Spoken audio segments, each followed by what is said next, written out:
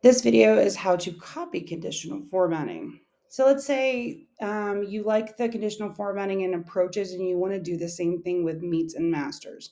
Instead of having to go to conditional formatting